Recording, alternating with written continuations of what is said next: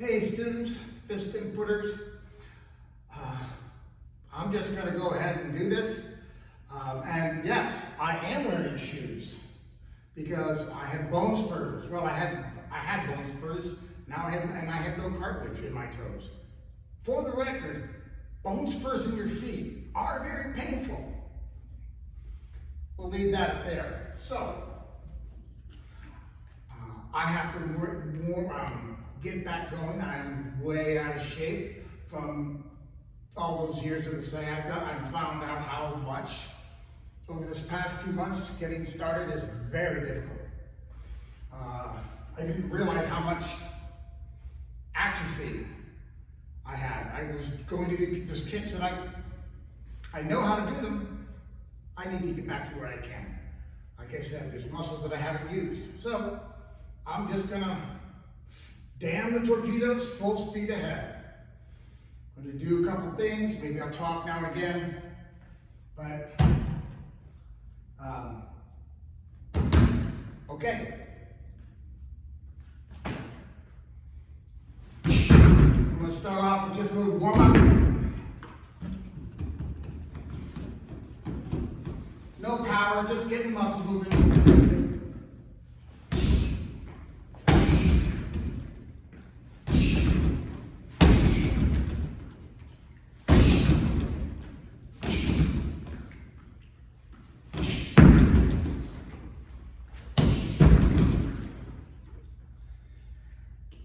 And about these shoes, there's $600 ortho inserts. So they're very critical. My feet are giving out.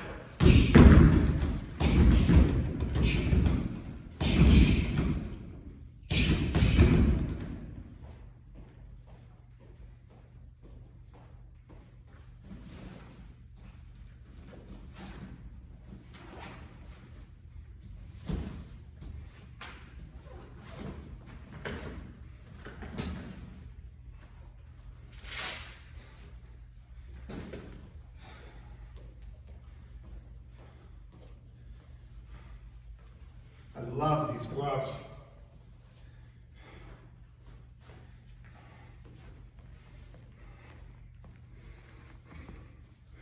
These are Kempo gloves. When I first got them, these strings, I'm like, oh, I'm gonna cut those off. And then I realized, oh, those are hand tied. You don't cut off hand tied. Anyway, they're very nice. Grappling, you can do stuff with and still punch. And unlike MMA gloves, plain fight gloves don't really protect the person you're hitting. They just protect the person it protects your hand, not them. This does a little bit of both.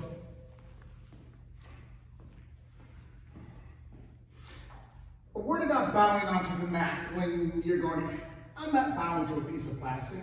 I'm bowing to my sense of space. Now I'm going to train.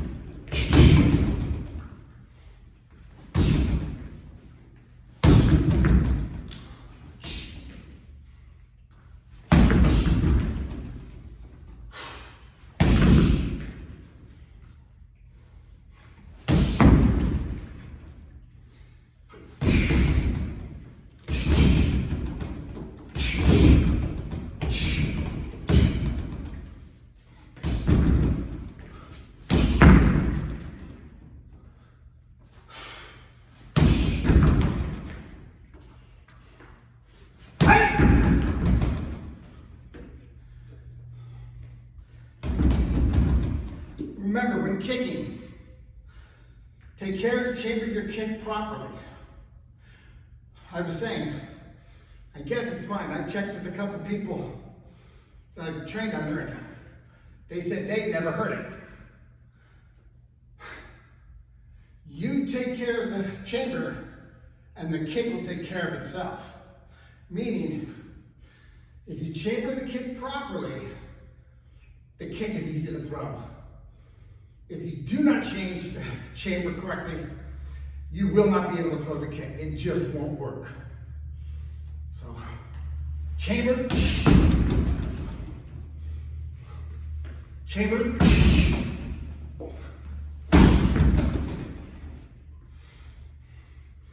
One thing I want to point out, on the roundhouse, you see, I see people, you know, like in some mixed martial arts, they just go, they call that a roundhouse or a Muay Thai shin kick. Not. So, when any kind of roundhouse comes around and cuts through, the last moment you twist a little bit more. And the Muay Thai, it's hard to do for me, goes down. Fluid shockwave comes across and bam, holds in there. Now, like that's more Taekwondo.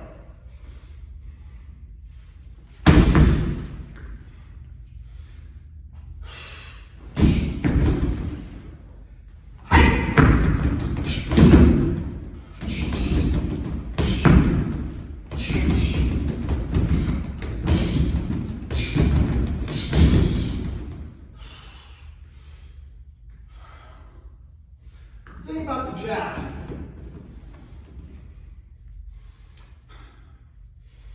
out back.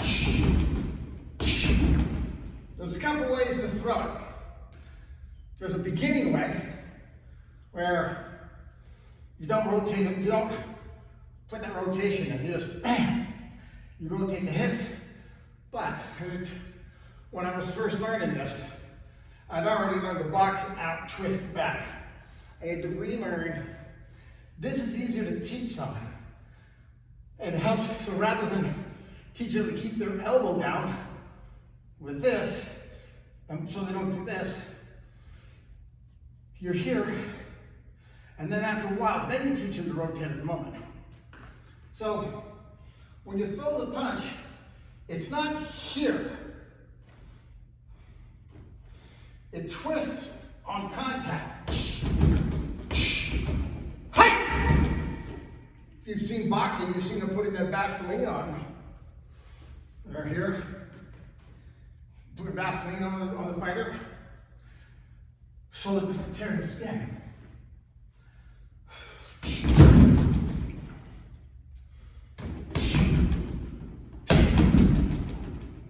Okay, I'm warmed up a bit.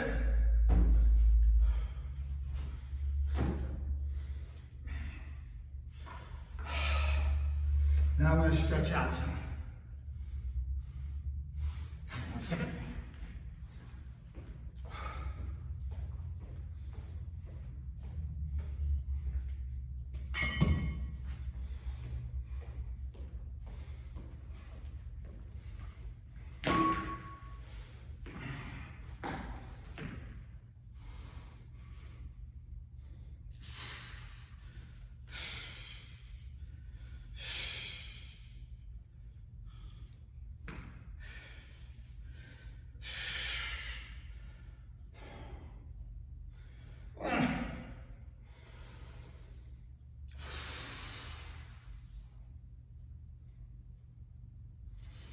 Talk about, while I'm doing the stretching, do something else. The weapon style that we use here at Fist and Foot is collie. A screamer, harness, 1, 2, 3, 4, 5, 6, and so on. I can't do something else because they require me to feet. But I want to talk a little bit about the T-ball mat. Now, I came across it accidentally. I found one, I'm like, oh, that's got a good weight. So, I highly recommend that. Some people have a baseball bat for home protection. A full-size baseball bat requires you to swing with both hands. And then requires you to follow through and has your back turned. Here, this is easy to manipulate, and don't tell me you can knock someone upside the head. Bam, strike, strike. Much easier to wield, much easier to just control all throughout the things. Anyway, I've got a couple of them at Goodwill for like for secondhand stores for $2, $3.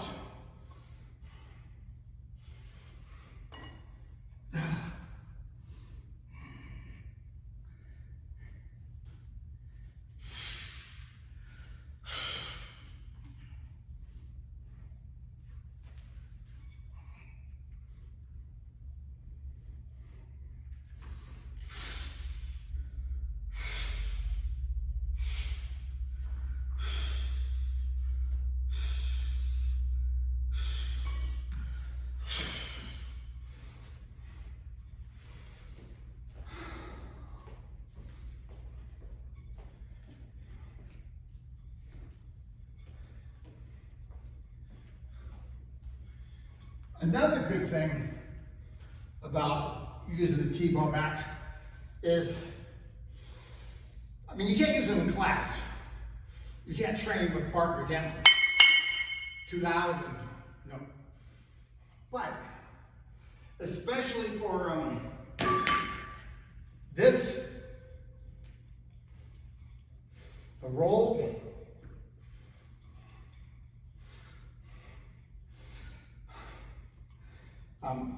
it helps stretch your arm, your wrist. Helps make your wrist more flexible. And along with the cartilage, I don't have any, I got bone on bone here too. They had to go in and they shortened my ulna a couple years back. Actually it was during several years back during lockdown. They shortened me a little, shaved off a little bit of the ulna. So, it's bone on bone. It's not going to get as smooth as this.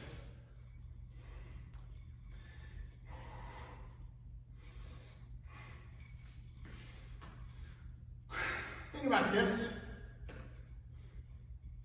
is when you're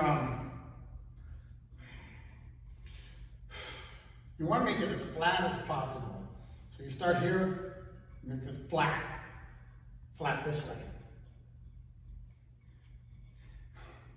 Now, when you're rolling it, when you're just rolling it, and you're not in front of someone, you can open up your hand a little bit.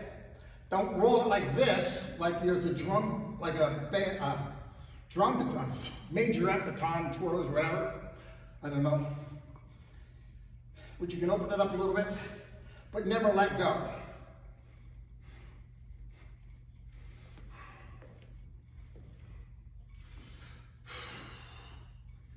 One, 2, 3, 4, 5, 6, 7, 8, 9, 10, 11, 12. I'm telling you, these are the perfect weight. Perfect weight. You need more weight there, right there, it's easy to spin. And they'll catch you by surprise. You come down with this, they're like, oh, that's not, bam! If I would crack someone in the head with this or smash at their knee, an intruder, it would hurt. So, try this for a little bit, just warming up the wrist. Oh, one other thing I wanted to say. Whenever you've got a weapon in your hand, be it a knife, be it a stick, in your hand, and your other hand, your check hand, you don't know what to do with it, thumb to the collarbone. You're not sure where to do with it, don't let it hang. Thumb to the collarbone. Now, if you know where it needs to be, and it's somewhere other than here, then put it there. Definitely put it there. But if you're not sure, this is never the right answer. Up here. Let me get that fan on the thing behind me.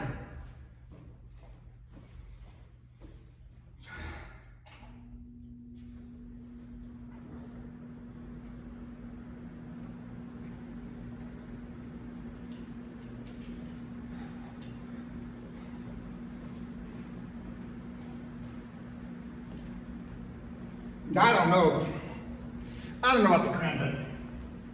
I bought this mostly because it's just fun. Oop, backwards. But I would imagine the cranberry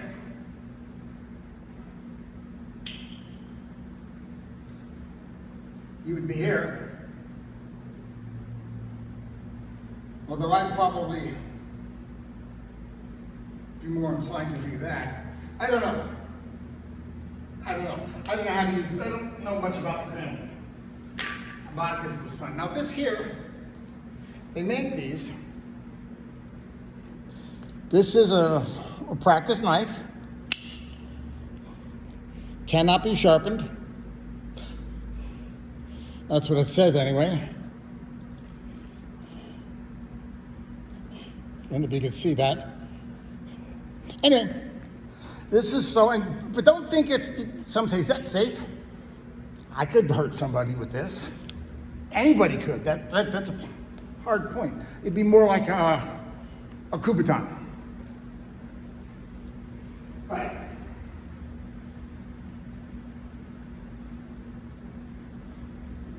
Here. But what I was thinking, anytime you have a weapon in your hand, your other hand goes here. Whether you hold it in an earth grip or a heaven grip. Now this has more reach. This is more power. Bear in mind, research shows psychologically it is not easy to stab someone. Most people have difficulty doing it. That's why we teach, the part of the reason why we teach with the college system, especially the first six, where we're talking about 1, 2, 3, 4, 5, 6. You've got to get the hits in it or it doesn't count. Check hand.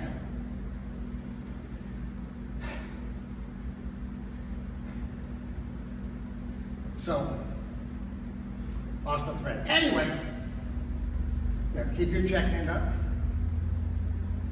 Oh, now it's not like if someone's got a stick, and Collie's in the other room. If they come to hit you, they hit your hand, not your face. Will it hurt? Yes. Yes, a lot. But your body can close around it, and you can withstand it. It's possible. You have to grit your teeth and really suck up and take the pain.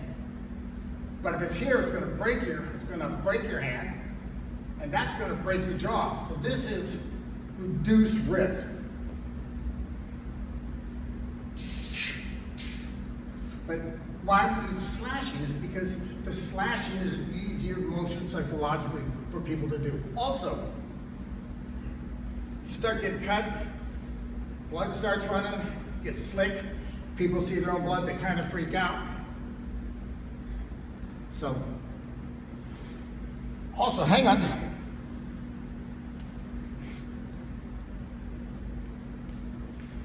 With this system, this becomes a weapon. That'll hurt. You stick a pen into somebody's neck and they're going to need medical attention very quickly. Very quickly, no matter where you hit. It doesn't have to be on the major artery. It's going to be bad. So,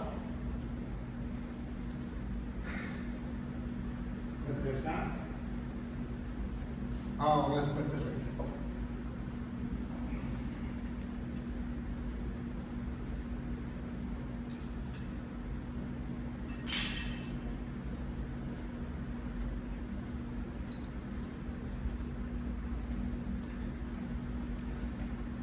Hang on, folks, I'll be right back.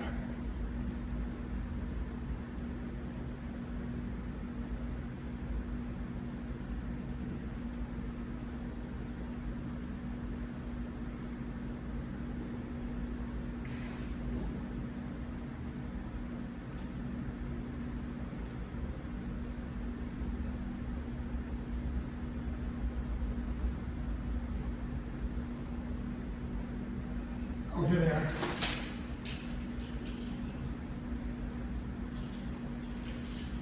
I used to carry this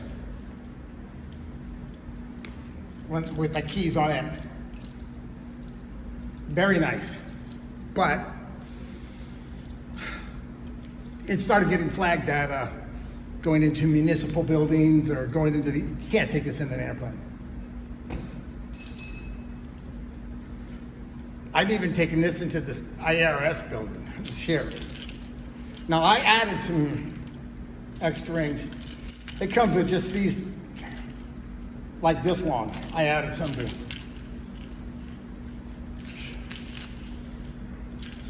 But this is a Muño.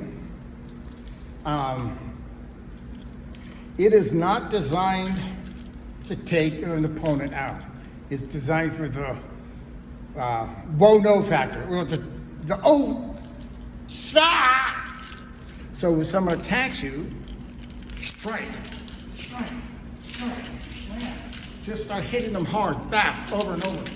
And all of a sudden they're like, because most people who attack others, expect them to not have to respond. Research shows, the numbers show that if a person reacts aggressively to an initial response, there is no further injury than the initial. After you just start striking, don't worry about when you're using this, don't worry about technique, just brute force. Strike. There's an 86% chance that it will end. If you do not have an aggressive response, the research numbers are flipped. So there's an 86% chance you become a statistic. Let's put it that way. So I'm going to get back to doing some work in the bag.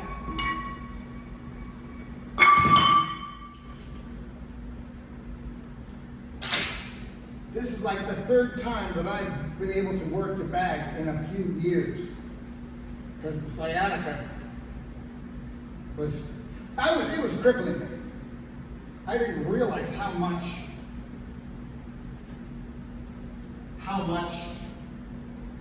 it had done. So, and one thing I certainly won't pretend that I wasn't very fast. I am not the fastest. I will admit that. But I hit hard, and I'll just blast through your defense and take you down. I heard someone one time I was watching another video, and one of the things she would say is, "Hey, what's the plan?" Bam! Throw him at the ground, knock him down on the ground.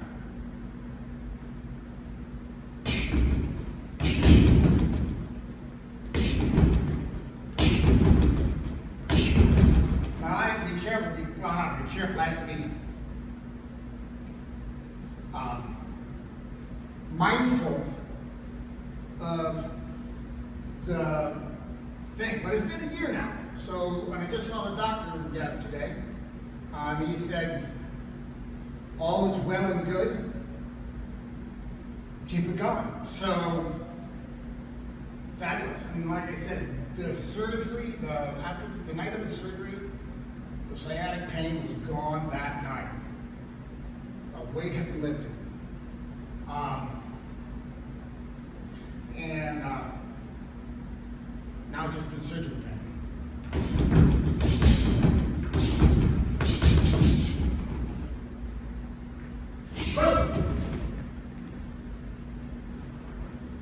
Like I said, I haven't worked bad recently.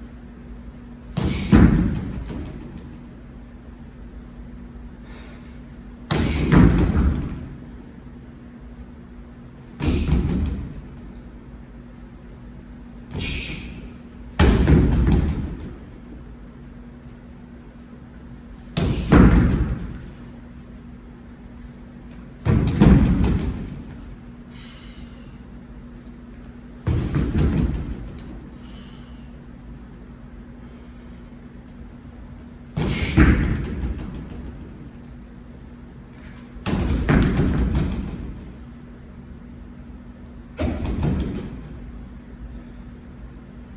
it the other way.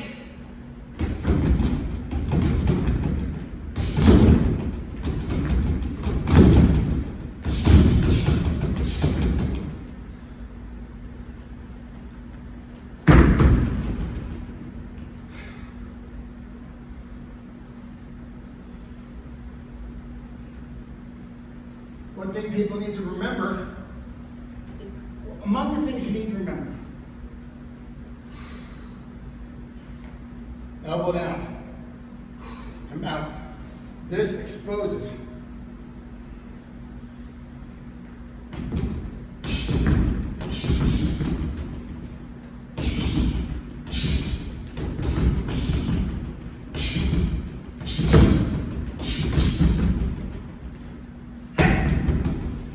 Little ridge hand action or a ridge fist. Keep it all bent.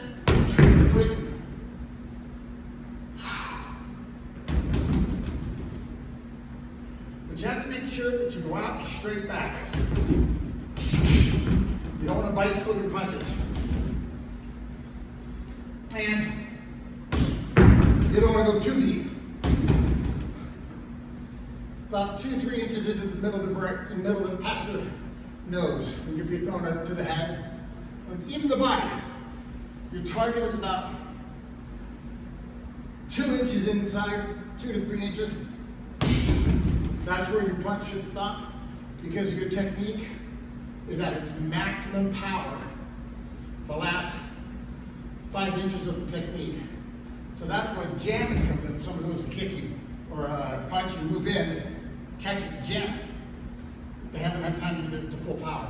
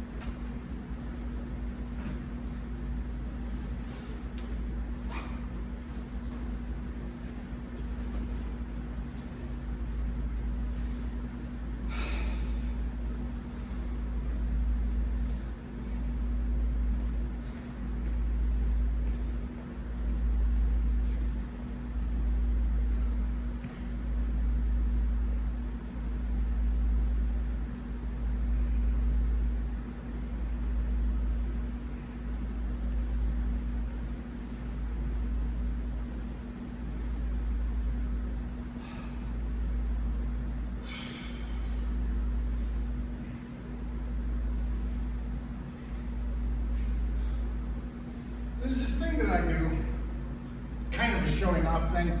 It's not super fancy, but for someone who hasn't been able to train like he wants, I'm 64 years old, and I can do the following call at any time.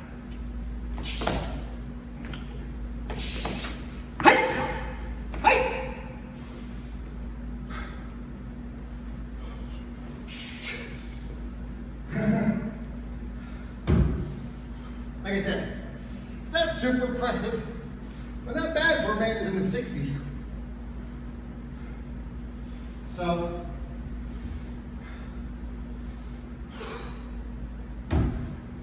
when I was doing some crescent kicks from a front stance, the walking drill, and they were not what I wanted. I don't know if I can get over that yet. Right now.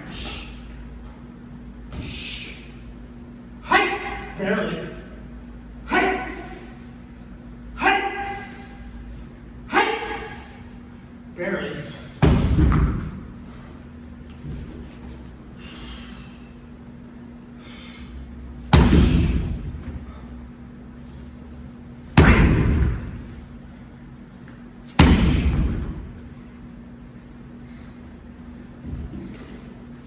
Never, I always feel like there's not quite accessing my full power. I've been told I kick hard. But I always feel like there's more there.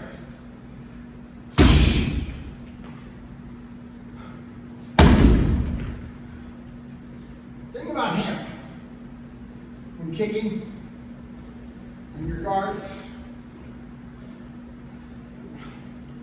traditional Taekwondo, like a side kick, you aim with your hand, which I don't know what that's about. But you can let it hang. You can even use it as a pullback. But the back one has to be up. Now, if I were to do number 2 roundhouse off the back leg,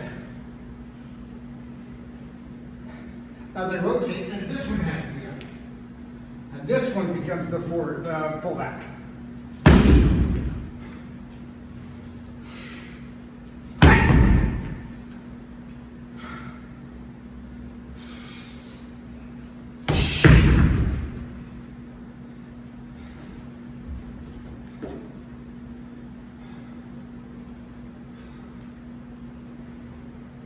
I love the number 1 side kick, and scoop side kick. Number 1 side kick, right there, just up, over. So it's lift up, and your foot turns about this far. And then that last little bit, twist it even more. And that last little bit is when it locks into place.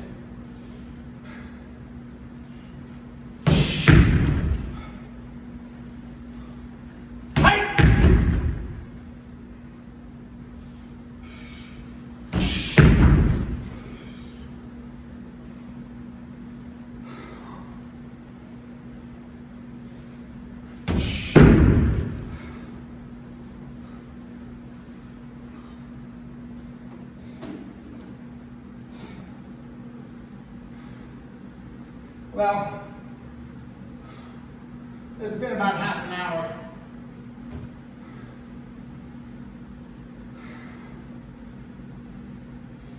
So time goes on, I will increase. I gotta get my stamina up. Gotta raise the level of all my training. I see how far it's dropped. When I got my black belt, that was my first degree black belt testing. I did a full 4-round kickboxing match. Four 2-minute rounds with a minute in between, and they were all fresh. Each opponent was fresh. I was not. So when I tested, I got my instructor patch, and I pushed the bar as high as I could. Yes, I'm bragging. Anyway, and then I had to do 5 minutes of grappling. Tell you what, my black belt testing was one of the most humbling nights of my life. So, one thing I wanted to say about what it means by the tangent being what it means to get a black belt. Your black belt, what does it mean? It means a few things. One, now you are a good beginner. Now you can teach others. Now you can teach yourself. the books will make sense. Now, I'm not a fan of the Karate Kid movies with Pat Moriarty and was it Ralph? I'm not sure. Whatever. Daniel-san. Anyway, but there's one thing in there that I do love, and that's you can't learn karate from a book. You can't. Not if you don't already know. However, when you're taught, it's easy to, once you know how to do the various techniques, you can use the books with great success. And the reason why I bring that up is because just recently I've started reading General Trey. I looked up how do you pronounce CHOI, and it's something more like Trey. I don't know. But it's not Choi, which is the way we spell it. Anyway, it's not spelled anyway. Well, I guess it is because their letters are phonetic. Their alphabet is a phonetic alphabet. It is not, those are not kanji like Chinese or Japanese. Those are not pictographs. They look vaguely similar in structure, but those marks are phonetic. So, I'm going back to the source material. So things are getting back to basics. So, one of the reasons, last thing, I like to say we work Jeet Kune Do. I don't like to say we do MMA, because in my opinion, in my humble opinion, actually I don't think I've ever had an opinion that was humble. Anyway, in my opinion, a lot of places say, oh, we're mixed martial arts. We don't care about this or that. And they'll throw, like I was talking about that little flippy roundhouse kick and call it a Muay Thai sidekick. No. We, here at Fist and Foot, we do everything as textbook as the style as possible. Meaning if we're throwing a Taekwondo kick, we do our best to throw it textbook Taekwondo. So it comes up, parallel, pulls back, sets down. Sets down. If it's a Muay Thai, and I don't teach Muay Thai, I have a couple of techniques that I was taught. Like the shin kick where you come in here, or the T, which is similar to the Taekwondo front kick, but Taekwondo front kick doesn't have much power. It's more like a jab. The T is, and if you Muay Thai people say, oh, terrible kick. Okay. I'll defer to your judgment. I work at it.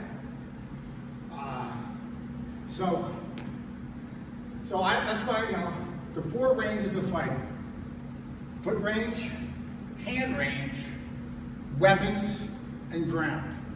Weapons, we do Kali. Ground, sort of the BJJ.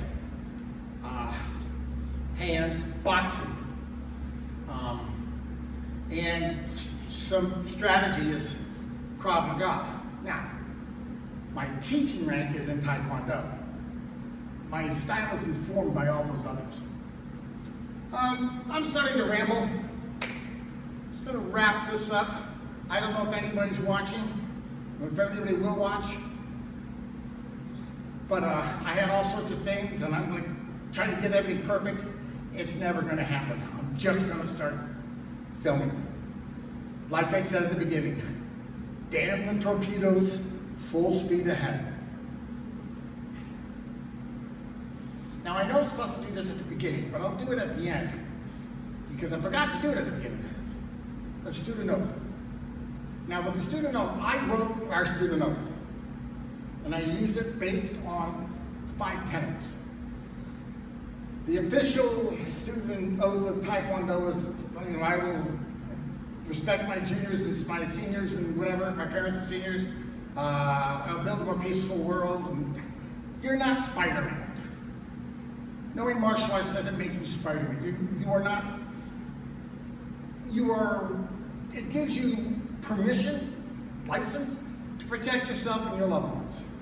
And if you want to protect others, I don't know what to tell you. It's certainly not an obligation. Living a ethical life, that is an obligation. So, it's in the book. So, but I wrote, I always treat others with courtesy. I always act with integrity. I always persevere in my training and in life. I always act with self-control, regardless of the actions of others. I always maintain my indomitable spirit, even in times of adversity. Certain. Now there's another one that I do. It's called the 5-10 chant. And this is for the younger ones, mostly. And this man is a chant. Now you'll notice it's kind of bouncy, and that's part of the intent. Is working self-control to say it and not bounce. Yeah, it's tricky. So it's a call and response. So it goes like, and I'm going to do both parts. Courtesy, courtesy. Be polite, integrity, integrity. Do what's right, do what's right. Perseverance, perseverance. Never give up, never give up. Self-control, self-control. I control me, I control me. Indomitable spirit, unbreakable spirit, unbreakable spirit. Time, Quan, go!